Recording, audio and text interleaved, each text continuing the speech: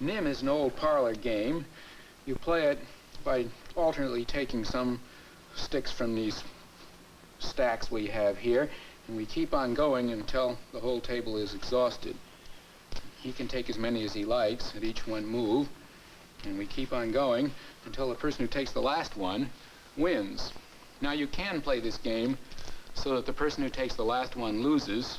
Actually, it doesn't make a great deal of difference. In this particular game, you only have to vary your strategy slightly at the very end to make the change.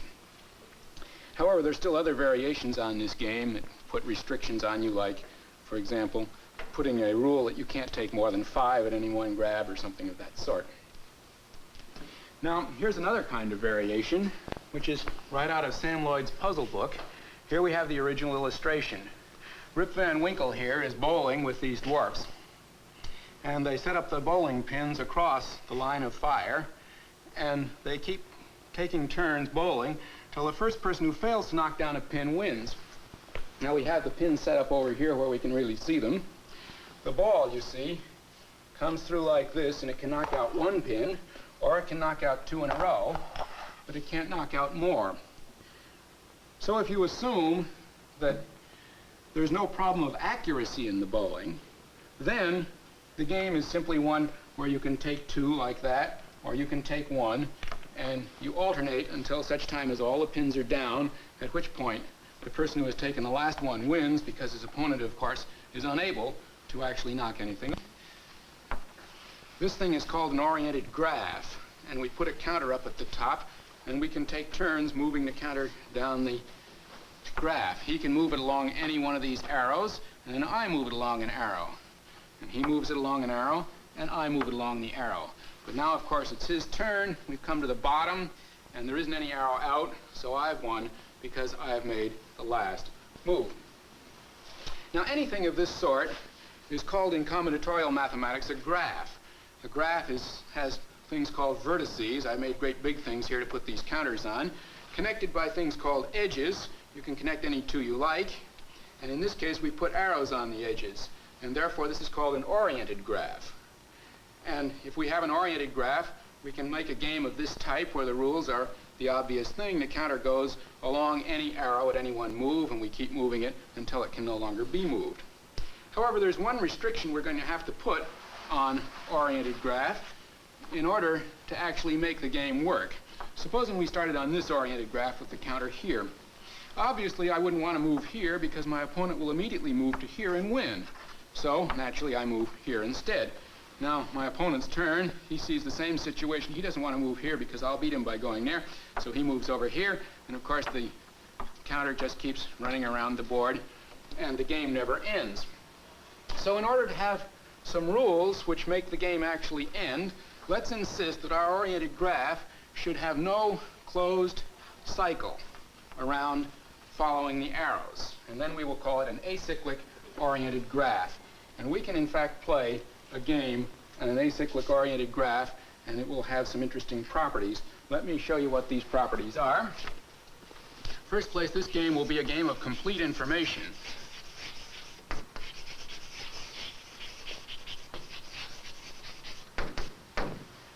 That means, of course, that both players are at all times informed as to the exact nature of what's going on. There's no cards hidden to them or anything like that. And then there is no random element.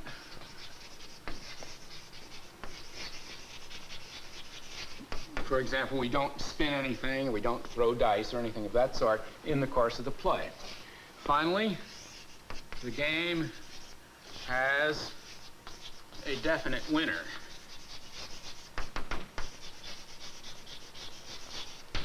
That means, among other things, of course, no draws. And of course, play doesn't go on forever. And actually, because the graphs we're considering are finite, then there is an upper bound to how long the game can go on. Within, we can put it, a definite number of moves.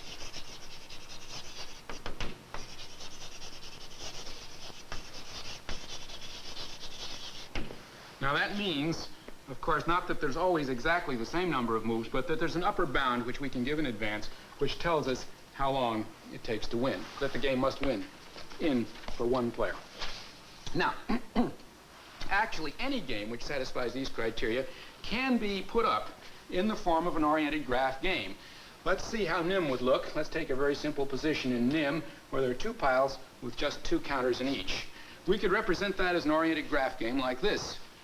The 2-2 position is represented by this spot here, and we can put a little counter on it. Then if somebody took one away from this, now you see 1 and there are 2, and that corresponds to moving the counter down to here. Somebody now took these 2 away, you would now see 1 and 0. That corresponds to moving the counter down to here along this arrow, and eventually the counter gets to the bottom with the removal of this last 1. And I think you can see very easily that any game which satisfies those criteria will in fact work something like this. You simply have to make one vertex on your graph for every position that could ever arise in the game and put in appropriate edges to show how you can get from one position to another. But of course the graph gets very complicated. Now in this case, you see these two really aren't very much different. So we could amalgamate the graph slightly and put these two together and these two together and so on, and then we have a slightly simpler graph. But even so, these graphs can get very quickly very large. For example, suppose we started in position of NIM with 3 piles, 1, 2, and 3 in a pile. This is the picture corresponding to this game represented as a graph. Obviously, the game is already beginning to be so complicated it's very hard to see what goes on the graph. One of the standard ways of starting this game is in position 1, 3, 5, and 7 with 4 piles. And a graph like this for that game would have 384 vertices and more than 3,000 edges, and already it's getting extremely complicated, as you can see. Now, we have a scheme for analyzing any of these games.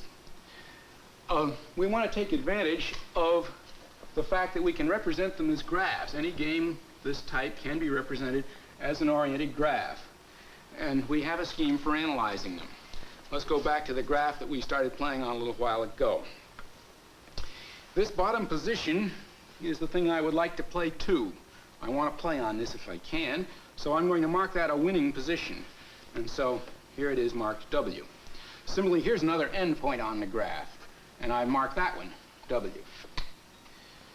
Now, this position, if I move to this position, then it's my opponent's move, and he, of course, will move right here, and he will win. So this will be a losing thing for me to move here, so I mark it L. Similarly, this position communicates to this W, so I mustn't move here, else my opponent is likely to move to W. And here again, another L position. On the other hand, look at this position. If I move to here, my opponent will be obliged to move to a losing position. Therefore, if I move here, I will win. So I mark that W. Look at this position. If I move here, my opponent has a choice, of course. He can go here or here. And of course, if he's smart, he'll go here. So if I move here, it will be a losing position. So I mark it L. And I can work my way back up the graph this way. You see, here's a position. I've got everything marked in front of it. So this, since it only goes to L positions, is a winning position. If I go here, my opponent must go to a losing position. And here's one that communicates to a winning position. Therefore, it's a losing position. I mustn't go there if I can help it. And this one goes to a W, so it is a losing position. And this one goes to a W over here, so therefore it's a losing position. And you can see now how you could mark all the positions, no matter how big the graph, in some theoretical way that is. You could work your way right back up the graph. For example, let's think for a moment of a game like chess. Chess satisfies these criteria except for one thing. It does have draws. But suppose that we put a new rule down in chess. Let's just say that all draw games are awarded to black arbitrarily. Then chess would actually satisfy this rule, because of course the rules for draws prevent infinite play in chess actually. And so it would satisfy this game, but the graph for which we would be dealing would have something like 10 to the power 30 elements. And that's much too large, and no one could in fact carry out this analysis.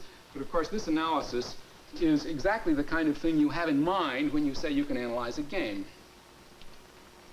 Now, you know, we could play this game on not just one board, but 2 boards if we like. Let's take a look at a game with 2 oriented graphs. We'll just put 2 counters up here, like that. And now we make new rules which say that when it's our move, we can move either counter along the graph, one move along the graph. You can move this one, the opponent can move it again, it can get down to the bottom. Eventually, both of them must get to the bottom. And when that happens, the game is over, and of course, we'll say the person who made the last move wins. Of course, we could also make a game on even more graphs. We could have a game on 3 graphs. Here's a situation for 3 graphs, and this corresponds, actually, to the game of ordinary NIM, where we start with piles of 2, 3, and 4. The first graph over here, this little piece, corresponds to this stack, and the 2 moves I can make correspond to taking 1 or 2 off it. Here's a pile corresponding to 3. It has 3 possible subsequent positions, and here's the one corresponding to 4. So that the idea, you see, of moving on whichever one you choose of several graphs corresponds rather simply to the idea that you can move in a single pile on the regular NIM game. Now, I want to emphasize that any game like this satisfies our criteria over there. And therefore, it's true that we could represent it as a single graph if we wanted. In this case, we'd need 1 point on the graph for every configuration these counters could be in, which would be 3 times 4 times 5 vertices and a great number of edges to fill it in. Of course, it's much easier to look at it this way, but we do have to realize that every one of these things could, in fact, be represented as a single graph game. Now, the next thing we want to look at is the notion of a position. I've drawn some graphs here, and we imagine starting with a counter up here at the top of this graph, and all the arrows run more or less downwards. Now, as soon as this counter is moved, say from here to here, then for future analysis, I think it's quite clear that these points are no longer relevant because the counter can never get to them anymore. So let's just erase them.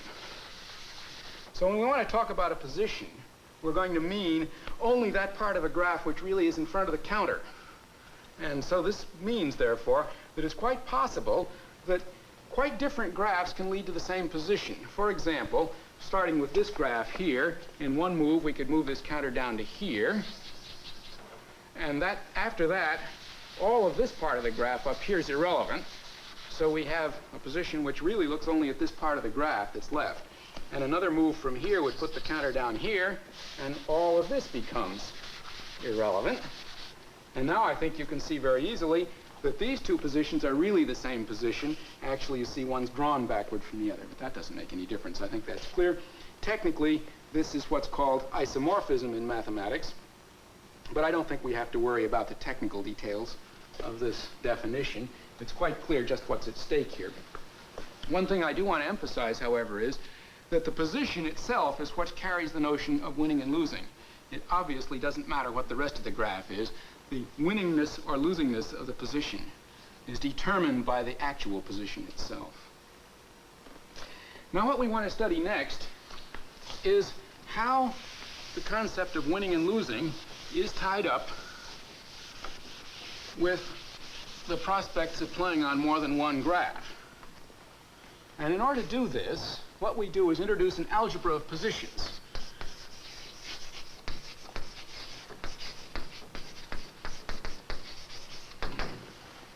We're going to represent positions as when they arise with letters like A and B and so on. And then there's certain special positions which will become important a little later. Let's just take a look at them. These are the positions which arise in ordinary games of NIM. This is the position if I put a counter on top of it. This is the position that corresponds to having just one pile on the table with 3 counters in it. Of course, in ordinary NIM, that's a trivial thing because somebody just take the whole pile and win right away. But nevertheless, we have to have a structure for every position, and the name of that position will be 3 with a little bar over it. And here's a position that arises for a pile with 2 bar.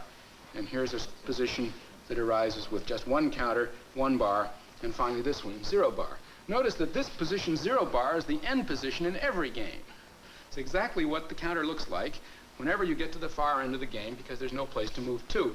So 0 bar is the last position in every game. Now, this algebra of positions goes like this. We start with position A and a position B. We want to make a new position out of the 2 of them. Well, we set up a board. The first half of the board is a graph with position A showing, and the second part of the board is position B. We have 2 graphs, and we actually have the thing set up. And here we have it. See, if this is position A and this is position B, then we play on these two graphs together, and we're now playing a single game, and the name of that position will be A circle B. So the rules, of course, for how to play on A circle B are the rules for the two-graph game. You can make either a move on this part or a move on that part. And you keep on going until both of them have been reduced to the zero position. Now, the next thing we have to look at is explicitly how this circle operation is related to the winning and losing properties. First, however, let's look at its algebraic structure a little bit. First property I'd like to point out about this is that this is a commutative operation because this is the same position as this. So it obviously doesn't matter whether we draw the picture so that B board is on the left or on the right. So this is the same position as far as actual play is concerned. So this operation is commutative. Secondly, I claim it's associative. Because if I draw this game and this game, both of them refer to a single game played on three graphs, one of which is in position A, one in position B, and one in position C. So we have this as associative. And finally, let's observe that if I take this position 0 bar and form this means we're playing on two graphs, one of which is already finished. We've actually pushed the counter as far as it goes, so we can forget about it, and it comes out that this is the same as A, which means that this is an identity element as far as this circle operation is concerned. So let's summarize that first algebraic bit of information and put it up.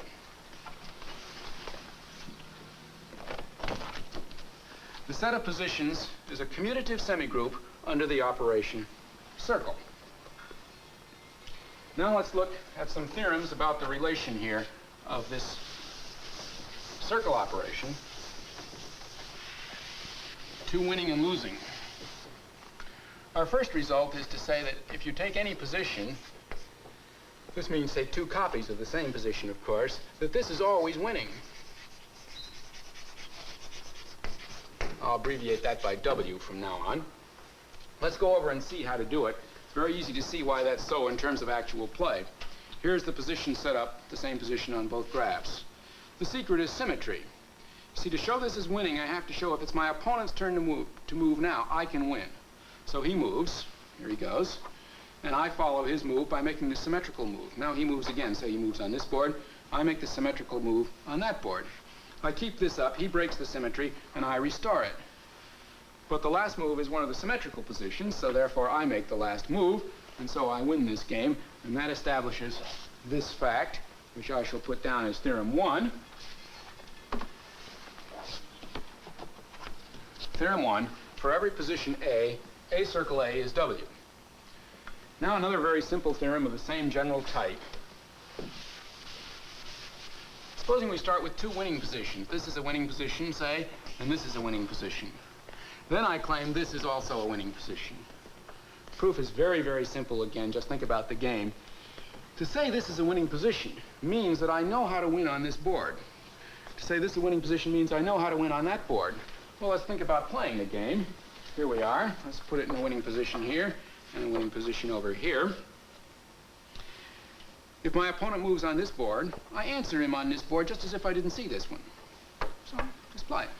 Of course, I make the last move on that board that way. Whenever he plays on this, I answer him over here, and I make the last move over here, too. So between the two of them, I make the last board move altogether, and in this way, I've proved that A circle B is a winning position.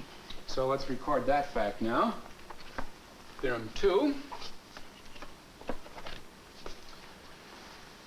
A is a winning position and B is a winning position implies A circle B is a winning position.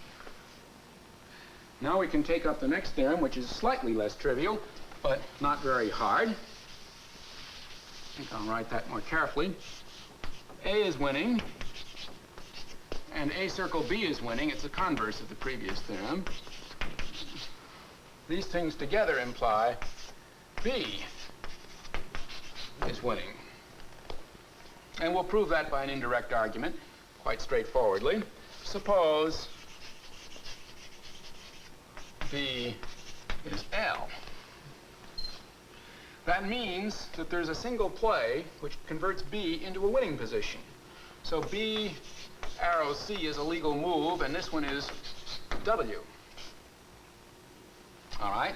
If C is W, then by the previous theorem, A circle C is W, since A is W and C is W. But a legal move from position A circle B is this one. This simply means you move on the B board to position C. So here's a position which communicates to a winning position. Therefore, it is a losing position. But you see, that contradicts the hypothesis here. Therefore, in fact, this is wrong, and we've established that this is true. So that's theorem 3. Put that up on the board. Theorem 3, A is W, and A circle B is W implies B is W. Now, theorem 4 gets to be a really more interesting theorem, because it's a theorem you couldn't really see if you start thinking about this game just directly. You really need the formalism of the algebra to see this theorem easily. It goes like this. A circle B is W, and B circle C is W, implies A circle C is W. Proof is actually very simple. Start out, A circle B is W, B circle C is W. Apply theorem 2, this position is therefore W. But of course, this position is A circle C, circle B circle B, by the commutativity and associativity. And B circle B by theorem 1 is a winning position. So the cancellation theorem, which was theorem 3, says I can take this away, and this is still a winning position, and that establishes what I claimed. Now, that's actually a recipe for how to play this game, but it's a very complicated one. You'll have a hard time actually thinking it through. That's theorem 4.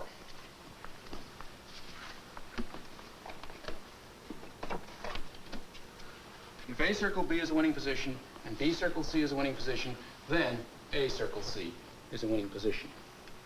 Now at this point, I'd like to introduce a little notation which will be very helpful to us.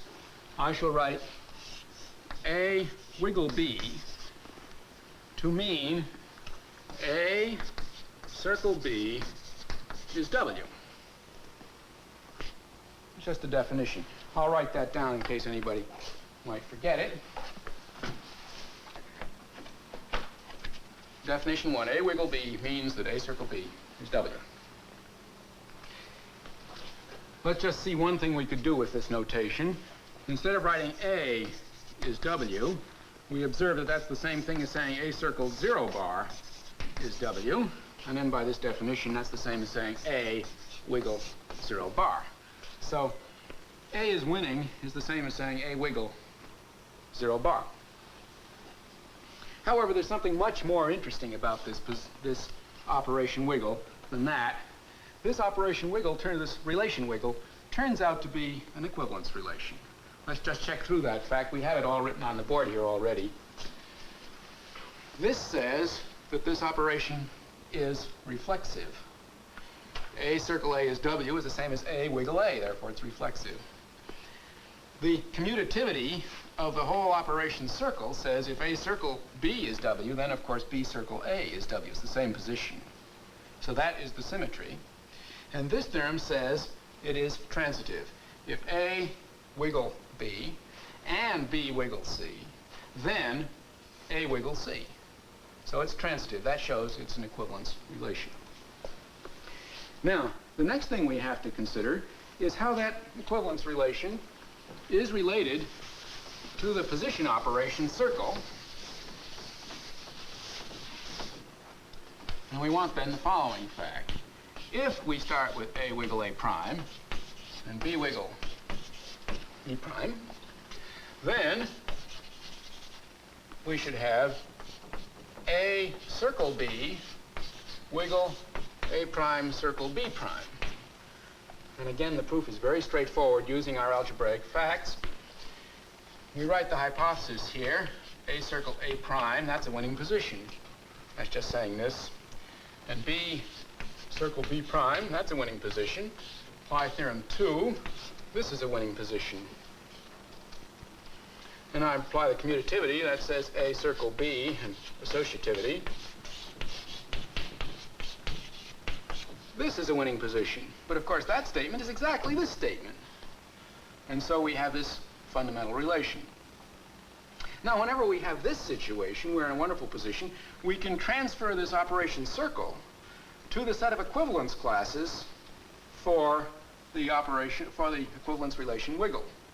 To be explicit, if we start with an equivalence class for the operation wiggle, call it script A, and another equivalence class, call it script B, we would like to define an operation on equivalence classes. We want to define this.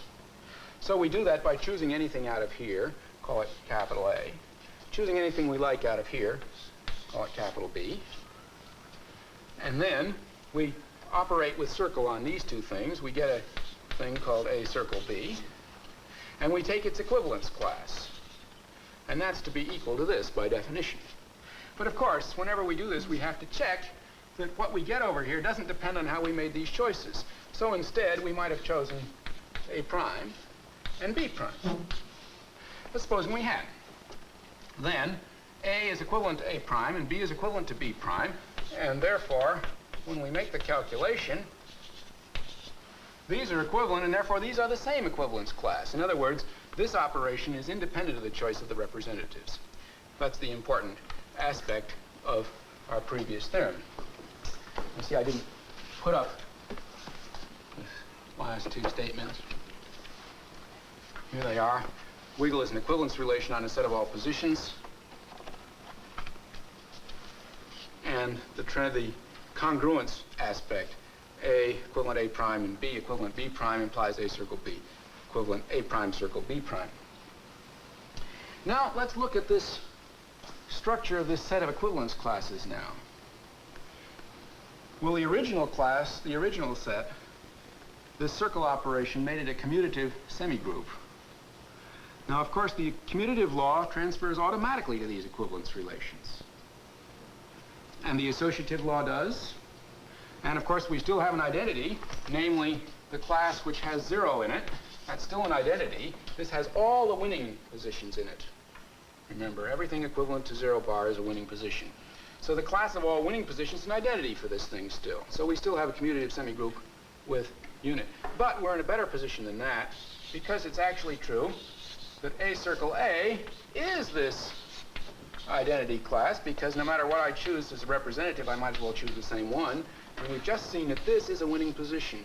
So the definition of this shows that this is always this, which shows now that not only do we have a semigroup, but we have inverses. Every element is its own inverse. In fact, every element's of order 2.